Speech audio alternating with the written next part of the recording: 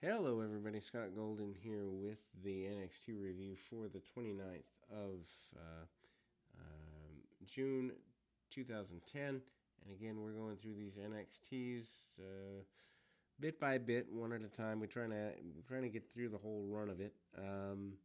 Anyway, we've got Ashley Wallace, I guess, representing NXT. I don't know who she is. They didn't really do a great deal of hype there. They also do the keg run that they done from the previous week or previous season of NXT, where guys run around with a keg. Uh, Honestly, a completely worthless bit of time wasting. In that, I mean, Lucky Canning gets a win with it, runs it in about 12.7 seconds or something like that. Everybody else, a couple guys stumble. Titus O'Neil stumbles and goes almost under the ring like he did at the that great American or the Saudi, one of the Saudi Arabia shows not too long ago, a couple of years ago. Anyway, gotta grab my phone, but we'll be back with more right after this. And again, from the connective, the point is fine, but I mean, this whole process with the NXT deal has been, I don't know that I'd say wasted, but they could have done so much more. Percy Watson gets a profile. Basically, he's doing the party character. Can't believe this show was actually on Sci-Fi at one point. I remember it as an internet show, but anyway, Percy Watson and MVP are out there. They're kind of um, having a more good go of it. I don't know that MVP was a babyface at the time this show was taking place, but he certainly comes off as one as a result. Cody Rhodes and Husky Harris are there, and of course they are facing off as uh, you know, pro versus rookie. Husky Harris and MVP is the match at hand, which is an interesting deal.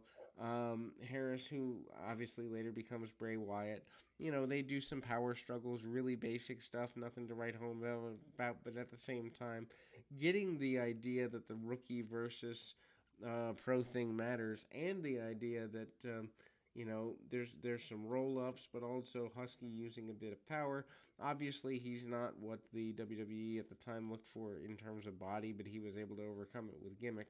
Irish whips and the like by Husky up behind, and a big mafia style kick by MVP, rolls to the outside. Cody not happy with being reasonably embarrassed or chastened by this. Obviously, Cody and MVP have had a little bit of kind of a go behind with it. Rock Bottom, actually not called a Rock Bottom, of course. Rock's still in good favor with the company at this time, but I mean that's the move that was actually used, what we would know as a Rock Bottom. A couple of attempts to hook the legs pretty deeply by Harris. Harris also continues to kind of go forward with that, and kind of drops the elbows and kind of short shots by Husky Harris. They give him good amount of time.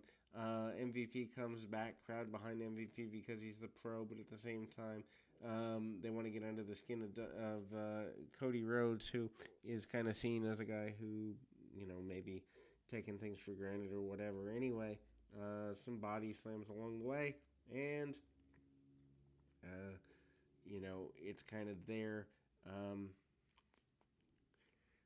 And again, you kind of get the whole, clothesline thing, basic stuff, comeback, and ultimately MVP does get a victory at the last minute. Husky's not happy with how Cody handles the news of that or the run of that.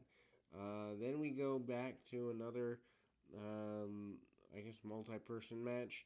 Eli Cottonwood is here. He's kind of the biggest of the bunch, obviously, and he is here. Multi-person match, kind of trying to get some heat on everybody, and kind of a six-man. Riley, Cottonwood, and and another guy, Caval and Lucky Cannon are here. I don't know. I mean, this is a very basic match. Just trying to get guys ring time, basically. McGillicuddy, Caval, and Cannon versus Titus O'Neil, Riley, and Cottonwood. I don't know. It just seems like they're throwing the matches together for the sake of putting the guys on the show, which is probably what they're doing in reality, seeing how a crowd reacts. But at the same time, have some story, have some meaning behind it. Riley manages to pull Lucky Cannon's hair from the outside, giving Titus O'Neil a chance to kind of cheap shot. The pros are shown, kind of commiserating when the heels take over. Heels take over for a good bit. Some short cutoffs. Cottonwood is made to look as best he can by Lucky Cannon, allowing him to throw him around. Then, Lucky Cannon takes the majority of punishment for the next several minutes, including some body slams by Titus O'Neil. Interesting that the bigger guys aren't the personality guys, and the personality guys are the smaller guys. Just, it seems like that's the trend even, 10, 11 years ago. Babyface is on the outside, bouncing on the ropes, trying to get an advantage, as it were. Can't get everything they want out of it, but get enough.